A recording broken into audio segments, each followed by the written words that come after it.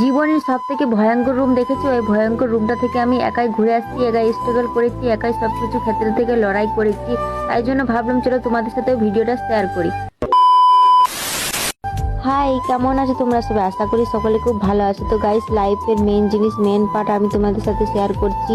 লাইফের সব থেকে ভয়ঙ্কর দিনগুলো যে আমি সবকিছু স্ট্রাগল একাই করেছি, সবকিছু ক্ষেত্র থেকে একাই লড়াই করেছি, একাই স্ট্রাগল করেছি। একা বলা কারণটা হচ্ছে ওই ডেলিভারি টাইমে আমার সাথে কেউ ছিল না, আমার পাশে কেউ ছিল না। সব থেকে বিশেষ একটা জিনিস যেটা, আমার স্বামী আমার পাশে ছিল না। ওই টাইমটাতে সব মেয়েদের স্বামী থাকা দরকার, কিন্তু গাইস ওই টাইমটাতে আমার স্বামী আমার ছেড়ে দিয়েছিল। আমার ইনফ্যাক্ট আমার 3 মাস প্রেগনেন্সিতে আমার স্বামী আমার থেকে দূরে চলে গিয়েছিল। না ও আমার পাশে ছিল, না ও আমার সাথে ছিল। ইনফ্যাক্ট আমি ওকে ডেলিভারি টাইমেও আসার জন্য বলেছিলাম, কিন্তু তাও ও আমার পাশে আসেনি। ও শুধু ওর মায়ের কথা শুনে নিয়ে আমার পাশে আসলো না, আমাকে একাই ছেড়ে দিল। এই সারা সব থেকে ভয়ঙ্কর জিনিসটা আমি একাই স্ট্রাগল করলাম। তো তোমরাই বলো গাই, যে এই মানুষটাকে আমি কিভাবে ক্ষমা করব, কিভাবে তার সাথে কথা বলবো, কিভাবে তার সাথে আমি সংসার করব। তো আমি কিছু বুঝতে পারছি না, কারণ আমার এই সব থেকে ভয়ঙ্কর দিনটাতে যখন ও আমার পাশে ছিল না, তো লাইফে আমার কত কত প্রবলেম আছে, কত কত দিন পরে আছে। তো ও তখন আমার পাশে থাকবে না। আর আমার ছোট একটা বাচ্চা, আমার বাচ্চাটাকে না এখনো পর্যন্ত ও দেখতে আসছে না, এখনো পর্যন্ত করতে আসছে।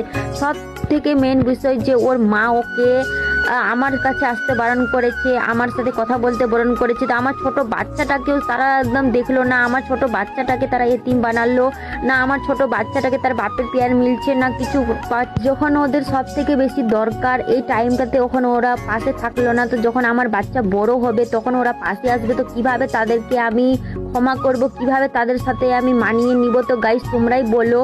আর যে আমার এই ছোট বাচ্চাটাকে এখন ওর তার বাপের পেয়ার মিলছে না, তো বড় হয় কি ওর ওর তো তখন কিসের দরকার? ওর ওর কোনো দরকার নেই। আর আমি এই ভিডিওটা এই কারণে বানাচ্ছি যে আমার ছেলে বড় হবে, আমার ছেলে বড় হওয়ার পরে ভিডিওটা যখন দেখবে যে ওর বাপ, ওর ফ্যামিলির লোক ওর সাথে কতটা হারামিগিরি করেছে, কতটা গাদ্দারিগিরি করেছে। তো তাই জন্য আমি এই ভিডিওটা বানাচ্ছি। এই ভিডিওটা বানার সেই কারণটাই রয়েছে। আর আমি এই লোকগুলোকে না জীবনে কোনোদিনও ক্ষমা করবো না। সব থেকে বেশি ওর মা, ওর মা একটা বিচ্ছিন্ন মহিলা যে আমার সংসারটা ভাঙে দিচ্ছে।